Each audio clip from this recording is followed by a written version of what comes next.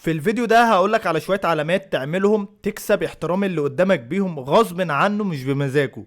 والكلام ده ينطبق على الرجالة قبل الستات. العلامات دي لو مش بتعمل واحدة فيهم فانت محتاج تراجع نفسك، لان الفيديو ده هيكون 7 نقط تقريبا، فمش كتير. هما اول حاجة وهي انك ما ترنش على حد مرتين، ما تبعتلوش مرتين، ما تطلبش الطلب مرتين، مرتين بقى زي ما انت عايز بقى. تمام؟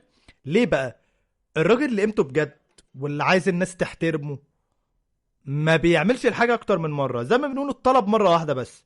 طبعا انت فاهم ان الموضوع ده مع البنات بس، لا، مع الرجالة قبل البنات. تمام؟ لان انت كراجل اصلا المفروض محتاج احترام الراجل اكتر من احترام الست. احترام الست كده كده مجرد ما تحترم نفسك مع شوية حدود هي كده كده غصب عنها تحترمك، فالموضوع من البنات سهل. انما كرجالة الموضوع صعب. تاني حاجة وهي انك تبقى لطيف شويتين معاهم وتبقى متاح زيادة عن اللزوم معاهم. صدقني دي اكتر صفة يعني تخلي اللي قدامك ما يحترمكش. وللاسف الصفات دي انا كنت لسه بقع فيها لفترة قريبة، بس طبعا الواحد ما بيتعلمش ببلاش. تمام؟ ليه بقى؟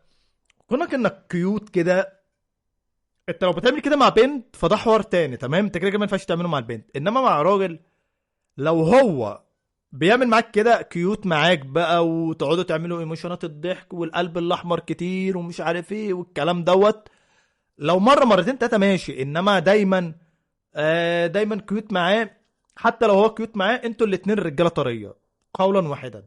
لو هو فاضيلك متاح معاك 24 ساعة وانت متاح معاه 24 ساعة، انتوا الاتنين رجالة فاضية من الاخر. الا بقى لو انتوا صحاب شغل وبينكم شغل والكلام دوت وبتهزروا مع بعض ماشي. انما واحد صاحبك ملوش علاقة بالشغل او بحاجة، ده تكلمه 24 ساعة ليه؟ تخرج معاه 24 ساعة ليه؟ وتضيق دايرتك طبعا. مش اي حد عمال على بطال تصاحبه. كاصحاب اللي هم معارف ماشي، اللي هم بتنزل معاهم مره كل 3 4 5 6 شهور دول.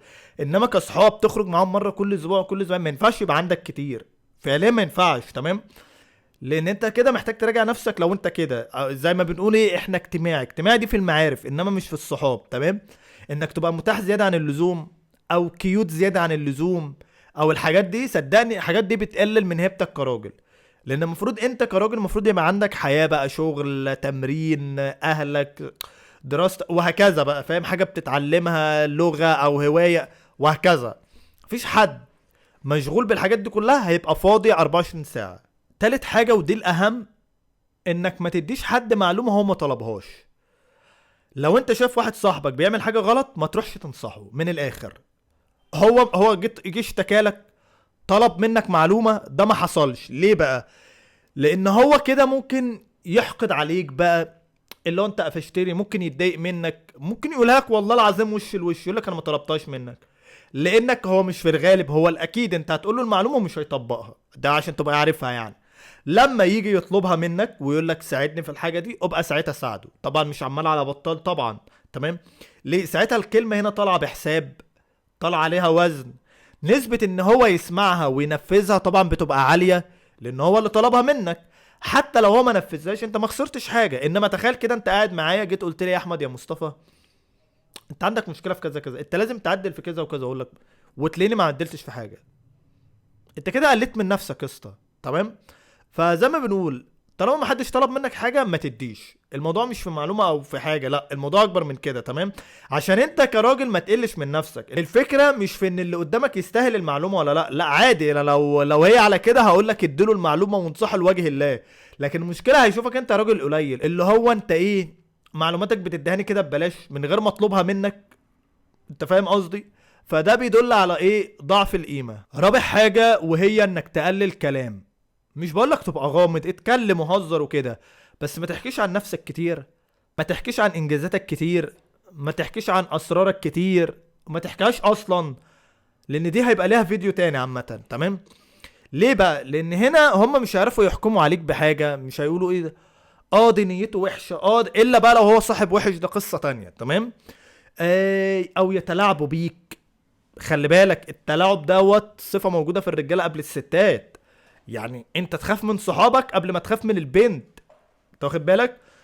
محدش طبعا هيتكلم عليك، حافظ اسرارك، زي ما بنقول سرك في بير. طبعا لو قلته لحد سرك هيتفتح على البحري. وشوية غموض بقى والكلام ده. تمام؟ الحاجات دي تبان لك انها تافهه، بس صدقني بترفع قيمتك بين الناس. خامس حاجه وهي انك ما تعرفش حد انت ناوي على ايه. مش هقول لك بقى ناوي تشتري حاجه، ناوي على مشروع معين، لا، ما تقول لهمش اي حاجه عنك في المستقبل. والله العظيم انا بكره هاكل جمبري، ما تروحش تقولها لحد، واخد بالك؟ لان انت لما بتقول حاجه زي دي انت قتلت الغموض ده مبدئيا، او بتكشف نفسك بدري بدري.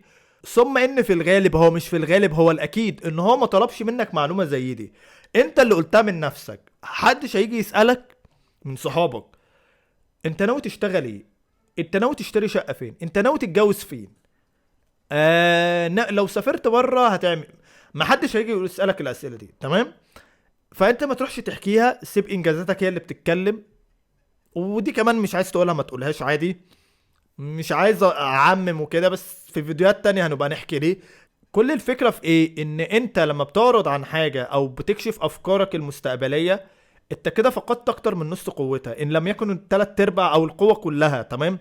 لان انت لما تعملها، تخيل كده انت جيت قلت لي انا السنة الجاية ناوي اشتري شقة في الحتة دي، وجيت انت اشتريتها بالفعل، انا مش هتفاجئ. طب ما انت قايل لي، فاهم؟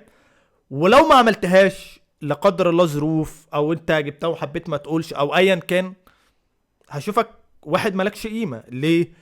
واحد بتاع كلام، اقل كلمة انا ممكن اقولها لك، انا مش عايز اقول كلمة تانية. الاحترام بيجي بشكل طبيعي او بشكل حلو كمان لما الناس بتشوف نتيجة بدل الوعود. يعني بدل ما انت تيجي تقول لي انا هعمل كذا، انا مش، تعال قول لي انا عملت كذا، تمام؟ ومش في كل حاجة كمان. سادس حاجة وهي انك لازم تشوف لك مهارات دخل كتيرة. مش بقولك ان هم 20 مهارة، بس خلينا نفترض مثلا انت شغال شغلانة معينة، لازم يبقى جنبها مثلا معاك لغة مثلا، ومعاك صنعة تانية، بس عسل قوي على كده. وطبعا مش محتاج اقول لك يبقى معاك فلوس، لان كون ان معاك فلوس ده بيخلي الناس تحترمك.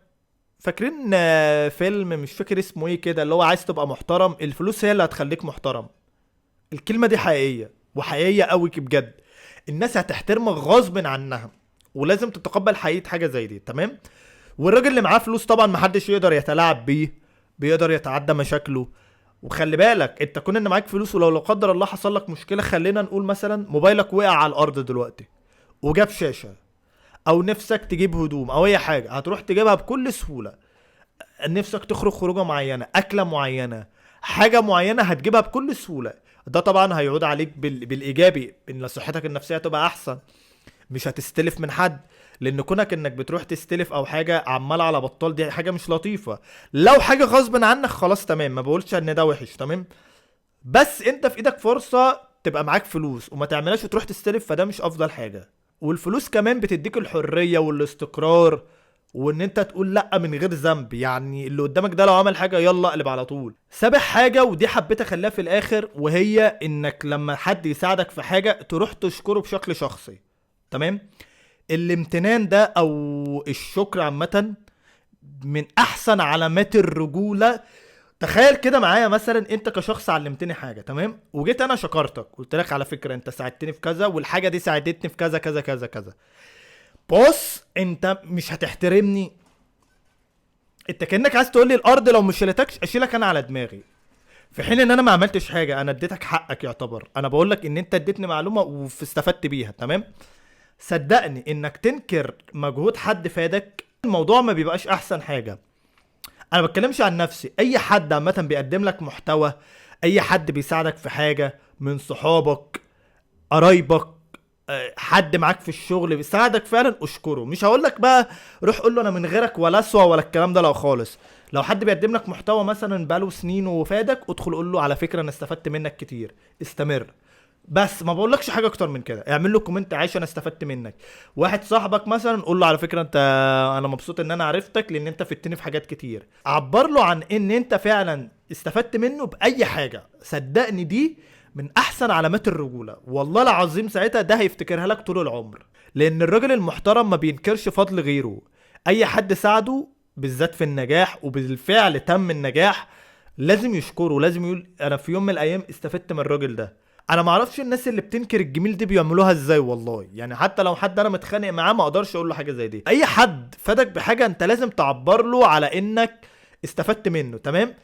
حاجه زي دي بتفيده، وحاجه زي دي طبعا بتدل انك ناضج، تمام. وحاجه زي دي بتقوي العلاقات وبتخليه يحترمك، وبتخليه طبعا يستمر في ان هو يفيد الناس طبعا، لا وثواب وحاجات جميله، تمام. من شيم الرجال ان انت تشكر اللي ساعدك.